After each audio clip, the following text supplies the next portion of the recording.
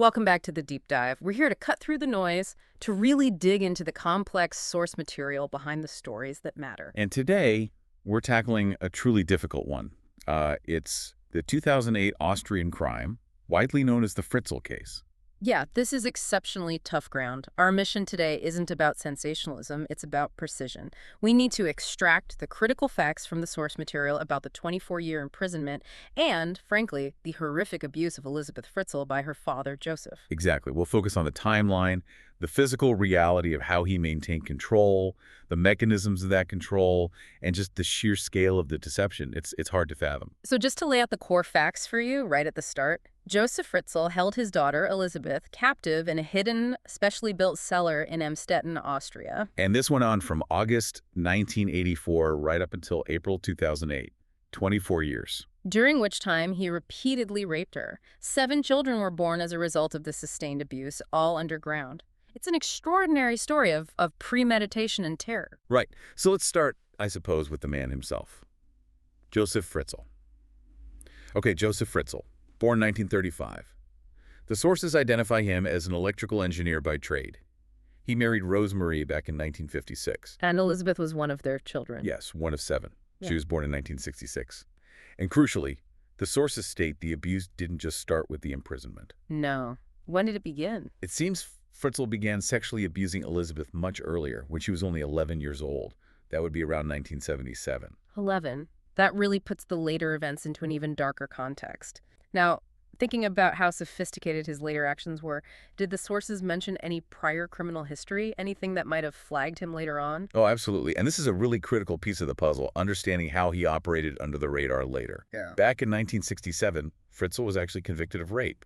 He served 12 months of an 18-month sentence. Right. So he had a conviction. Why didn't that come up later? Well, this is the key detail, and it's quite staggering. Under Austrian law at the time, that specific criminal record was expunged, basically wiped clean, after 15 years. Expunged. So, wait. When he later applied to foster some of the children? Exactly. When those children, the ones born in the cellar who he brought upstairs as supposed foundlings, needed foster parents, he and Rosemarie applied. Social services checked his record. And it was clean. Completely clean. The 1967 rape conviction was gone. So he was essentially leveraging a feature of the legal system, a bureaucratic quirk, you might say, to appear respectable while hiding this monstrous secret. That's deeply unsettling. A legal mechanism enabling the crime to continue in a way. Okay, so with that history, that planning, the actual act of imprisoning her must have been carefully plotted. What did the sources say about that day? August 28, 1984. It was Elizabeth's 18th birthday. Her 18th birthday. Yes. He lured her down into the cellar. The pretext was that he needed help carrying a door. And that door? That door was the final piece he needed to seal the chamber he'd been constructing. Once she was in position, he used an ether-soaked towel to overpower her and render her unconscious. And then the cover-up began immediately. Instantly. Rosemarie, his wife, filed a missing person report naturally. But Fritzl forced Elisabeth under duress to write letters. Letter saying what? Claiming she was tired of family life, that she couldn't stand it anymore, and had run away to join some kind of religious cult. And this story held for 24 years. It did. It successfully diverted police attention and satisfied social workers whenever inquiries were made over the next 2 decades. It was an incredibly elaborate and long-running deception. Now, when we talk about 24 years underground, this wasn't just hiding someone in a spare room. The sources describe something engineered. How did he build this hidden prison? Right. It was purpose-built. He started the work, illegally excavating and converting parts of the cellar sometime around 1981, maybe 82. And it was hidden. Yes, completely concealed by walls and built underneath a new extension to the house, so it wasn't part of the original basement layout people might have known. What were the dimensions like? I mean, living space for potentially multiple people. Initially, it was quite small, around 35 square meters. But later, apparently after the 4th child was born in 1994, he actually forced the captives, Elisabeth and the older children, to help dig to enlarge it. They had to dig out their own prison further. It seems so. It expanded to about 55 square meters eventually. That's roughly, 600 square feet? Yeah. For up to 6 people. It included a narrow corridor, some storage space, 3 small, open, cell-like areas, a basic cooking spot, and sleeping areas. And the security. The sources really emphasize this. Talk us through the entrance. The security was extreme. It really points to his engineering background and his determination to make escape impossible. To even get to the hidden area, you had to pass through 8 doors in total, 8 doors. though not all were necessarily locked, apparently. But the final door, the main entrance to the chamber itself, that was something else. What was it like? It was made of metal, reinforced with concrete. It weighed, according to reports, 300 kilograms. 300 kilos. That's Yeah. 660 pounds. Exactly. And it was deliberately built low, only about a meter high, so you had to crouch right down to get through it. How did it open? A key. No, much more sophisticated. It required an electronic code entered via a remote control unit, and the whole thing was hidden behind shelving in his workshop above. Wow. A hidden 660-pound remote-controlled door. That level of planning is chilling. It screams premeditation for long-term captivity. Absolutely. It was designed to be impenetrable. Inside, the conditions were basic, minimal. They had hot plates, a fridge, a TV and radio eventually, a wash basin, a toilet. But it was entirely dependent on him. How often did he go down there? The sources say frequently, at least 3 times a week, often almost daily. He controlled everything: food, electricity, contact, information. And discipline. Beyond the physical confinement and abuse, how did he maintain psychological control? Through sheer terror and threats. He told Elisabeth and the children that the main door was booby-trapped. Booby-trapped how? He claimed that if they tampered with it, they'd be electrocuted. He also threatened to release poison gas into the chamber if they ever tried to escape or attract attention. Was that real? The gas? Investigators later found there was no gas supply connected. It was a bluff, but a terrifyingly effective one. Combined with the physical impossibility of breaking through that door and punishments like turning off the lights or withholding food for days, they were utterly trapped. And all this time, his wife Rosemary is living upstairs. Tenants were in the house too sometimes. Yes. Rosemary, according to all accounts, was completely unaware. Some tenants did report hearing noises, muffled sounds from below. And Fritzl. He had explanations ready. He'd dismiss it as faulty pipes or the heating system making noises. He told Rosemary his frequent long trips down to the basement were for drawing up engineering plans for his work.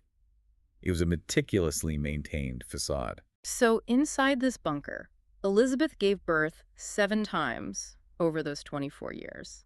A second generation of victims who knew nothing else. That's right. 7 children born in captivity. It's almost impossible to comprehend. What happened to all of them? Well, tragically, one infant, a boy named Michael, born in 1996, became ill and died just a few days after birth. There was no medical help, of course. And Fritzl, what did he do? The sources state he took the baby's body upstairs and disposed of it himself by burning it in the house furnace. Just horrifying. The absolute control. And the other 6 children survived. Yes, the other 6 survived. And this is where another layer of his deception comes in. It's quite extraordinary. How so? He decided to bring 3 of the children out of the cellar as infants. Out. To live upstairs. Yes, Lisa, Monica, and Alexander. When they were between about 9 and 15 months old, he would stage their appearance. Stage it how? He'd place the baby on the doorstep of the apartment building, sometimes in a cardboard box, along with a note. A note supposedly from whom? Supposedly from Elisabeth, the missing daughter who joined the cult. The notes basically said she couldn't care for the child and was leaving it in the care of her parents. And this worked. Social services got involved, surely. They did. The babies were treated as foundlings. And because Josef Fritzl's prior rape conviction from 1967 had been legally expunged. He and Rosemary looked like suitable foster parents on paper. Exactly. They applied, were vetted, and were approved to become the official foster parents for these 3 children, their own grandchildren born to their captive daughter downstairs. So you had this unbelievable situation. 3 children living upstairs, believing Josef and Rosemary were their parents, or foster parents acting like grandparents. While their biological mother, Elisabeth, and their 3 other siblings, Kirsten, Stefan, and Felix, were still imprisoned just meters below them, in total darkness. What was life like for the children who remained hidden? Did Elisabeth try to educate them? She did, remarkably. Despite the appalling conditions, she taught Kirsten, Stefan, and Felix. She taught them to read and write, tried to give them some structure, some semblance of education in that tiny hidden world. 24 years. How did it finally end? What broke this cycle? It came down to a medical crisis. In April 2008, the eldest daughter who had remained in the cellar, Kirsten. She was 19 by then? 19, having never seen the outside world. Never. She fell gravely ill. It was described as life-threatening kidney failure. She was unconscious. So Fritzl had no choice. He was forced into a corner. He couldn't let her die down there, perhaps fearing exposure. He had to seek medical help. So he brought Kirsten out of the cellar and took her to the hospital. Did he try the same story again? He did. He brought a note with him, again supposedly written by Elisabeth, explaining Kirsten's condition. But this time it didn't work. No. The medical staff at the hospital found the whole situation, the girl's condition, Fritzl's vague explanations. It was all deeply puzzling and suspicious. They alerted the police. And the police? They reopened the old missing person case file for Elisabeth Fritzl from 1984. They put out a public appeal, broadcast on television, asking for Elisabeth, or anyone who knew her whereabouts, to come forward because her daughter was critically ill. So Fritzl must have known the game was up. He must have realized it was unraveling fast. The pressure was immense. So a few days later, on April 26, 2008, He let them out. he released Elisabeth and the other two children who'd been captive with her, Stefan and Felix, from the cellar. After 24 years. And then? The police received a tip-off. Someone spotted them near the hospital where Kirsten was being treated. They detained Josef Fritzl, and they also took Elisabeth into protection. And Elisabeth finally told her story. Yes, but critically, only after the police made her a solemn promise Which was? that she would never have to see her father again. Once she had that assurance, she gave her testimony. A detailed, harrowing account captured on video over many hours, revealing the entire 24-year ordeal. I can only imagine the weight of that testimony. The evidence must have been overwhelming then. Absolutely. DNA tests were done immediately. They confirmed, unequivocally, that Josef Fritzl was the biological father of all 6 of Elisabeth's surviving children. And the charges followed quickly. Yes, a whole raft of them.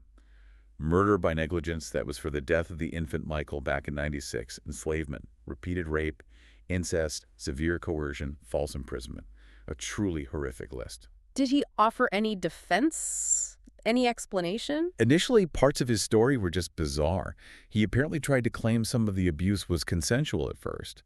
Later, during psychological assessments, he talked about his own upbringing. What did he say? He described his own mother, Maria, as abusive, claiming she called him a Satan, a criminal, a good-for-nothing. He said he lived in horrible fear of her. And this led to something else. Something chilling from his past. Yes, he admitted, quite starkly, that before he imprisoned Elisabeth, he had done something similar to his own mother. What? He admitted he had locked his mother in a room in the attic of the family home and locked up her window. She lived like that until her death in 1980. He imprisoned his own mother first. That points to a pattern, a deeply ingrained pathology. It certainly suggests a long history of extreme control and isolation as a response to perceived threats or difficult relationships. The forensic psychiatrist who assessed him, Dr. Adelheid Kastner. What was her diagnosis? She diagnosed him with a severe combined personality disorder. She specified elements of borderline, schizotypal, and schizoid types, plus a significant sexual disorder. Her recommendation was clear: lifelong psychiatric detention. And the trial itself? Did he maintain his innocence? Not entirely. He pleaded guilty to some charges like incest, but initially denied the murder by negligence and the enslavement charges. But then came a dramatic turning point during the trial in March 2009. What happened? Elisabeth's video testimony, that incredibly powerful account she'd recorded, was being played in court. It went on for hours. And? Unbeknownst to Fritzl, Elisabeth herself secretly attended the court session while her video was playing. She sat where he couldn't directly see her, but apparently he somehow became aware she was present in the room. How did he react? His lawyer reported that the moment Fritzl realized Elisabeth was there, watching him watch her testimony, his demeanor completely changed. He went pale, seemed to break down. And the result? The very next day, he changed his plea. He pleaded guilty to all charges, including murder by negligence and enslavement. Wow. Her presence alone seemingly broke through his defenses. It appears so. He was then sentenced to life imprisonment to be served initially in a secure psychiatric institution. So, Josef Fritzl is imprisoned. But for Elisabeth and her 6 surviving children, the ordeal was far from over. What happened to them immediately after? They were all taken into care immediately at a local clinic. Elisabeth, all 6 children, the 3 who'd lived upstairs and the 3 who'd been freed from the cellar, and even Rosemary, Fritzl's wife, they received intensive medical care, psychological support, therapy. The works. And they were given new identities. Yes, they were offered new identities to protect them and allow them to try and build a new life away from the intense media scrutiny. The adjustment must have been incredibly difficult, especially for the children who'd never known the outside world. Profoundly difficult. Yeah. The sources detail some of the struggles. Things like extreme sensitivity to natural light, having only known artificial light, panic attacks triggered by simple things, like lights dimming in a room, which perhaps mimic the power cuts Fritzl used as punishment. And physical challenges, too. You mentioned the ceiling height earlier. Yes, that detail is heartbreaking. The cellar ceiling was only 168 centimeters high. That's about 5'6". Right. One of the sons, Stefan, who grew up down there, was actually taller than that by the time he was freed, 173 centimeters, or about 5'8". So he couldn't stand up straight. For years, he literally couldn't stand up straight in his environment. As a result, he apparently had real difficulty walking properly initially, learning to move without the constant stoop he'd been forced into his whole life. It just shows the depth of the physical and psychological damage. What about the family relationships, particularly between Elisabeth and her mother, Rosemarie? Did they reconcile? The sources suggest that relationship remained very strained. Elisabeth reportedly became estranged from her mother. Why was that? She apparently blamed Rosemarie, not for knowing about the cellar, but for her passivity during Elisabeth's childhood, for not protecting her from Fritzl's earlier abuse and control even before the imprisonment. It highlights how the trauma wasn't just confined to those 24 years in the cellar. But despite all this immense trauma, there were signs of hope, signs of recovery. Absolutely. Reports from a couple of years later, around 2010, described remarkable progress. The family was living together in a new location, under their new identities. What kind of progress? Things that seemed mundane but were huge milestones. Elisabeth passed her driving test. She reportedly found simple joys in things like taking long showers whenever she wanted, or going shopping freedoms denied for so long. And the children? The children were learning basic life skills, like swimming. Crucially, the two groups of siblings, the ones raised upstairs, unaware, and the ones raised underground, were beginning to bond and form normal sibling relationships, which must have been incredibly complex. That's genuinely heartening to hear. What Yeah. became of the actual house in Amstetten, the site of the crime? That was obviously a major issue. In 2013, authorities made the decision to fill the infamous cellar completely with concrete. To permanently seal it off? Yes, to ensure it could never be accessed or become some kind of morbid tourist spot. The house itself was eventually sold, years later, and reportedly converted into apartments. And Josef Fritzl, what's his status now? Well, he's still imprisoned. He apparently changed his surname to Mehrhoff back in 2017, trying to shed the notorious Fritzl name. And recently there was news about his prison status. Yes, in early 2024, there were reports he's suffering from dementia. A court in Austria approved his transfer from the secure psychiatric unit where he'd been held to a regular prison. Why is that significant? Because under Austrian law, serving time in a regular prison after having served a minimum period, which he has, potentially makes him eligible to apply for conditional release or parole. So he could potentially be released? It makes him eligible to apply. The court decision was specifically about the transfer, not release itself. However, prosecutors immediately appealed that transfer ruling, arguing he remains dangerous, so the legal battle over his long-term status is ongoing. Hashtag tag outro. Okay, so reflecting on everything we've unpacked from the sources today, what does this all really mean? What are the core takeaways for you, for our listeners? I think first, it's the sheer calculated sophistication of the crime. The engineering involved in that prison, the 300-kilo door, the concealment. It wasn't impulsive. It was meticulously planned for permanence. Right. And the psychological manipulation, the layered deception maintained for almost a quarter of a century? It's staggering. It really is. And then there's a physical reality for the victims, 55 square meters, the low ceiling impacting growth, the total dependence. It grounds the horror in tangible details. And alongside that horror, the incredible resilience shown by Elisabeth and the children in their recovery. It's a testament to human endurance, isn't it? Absolutely. Their journey afterwards is as much a part of this story as the crime itself. But for me, the final really provocative thought that emerges from this deep dive into the source material relates back to that early detail we discussed. The expunged criminal record. Exactly. That 1967 rape conviction being wiped clean after 15 years under Austrian law, it's presented in the sources simply as a fact, a legal mechanism. But its consequence was enormous. Immense. It meant that when the crucial check was done, when social services were deciding if Josef Fritzl was fit to foster the very children born from his ongoing crime, the system showed them a respectable, harmless citizen. A bureaucratic process effectively erased the most critical warning sign. Right.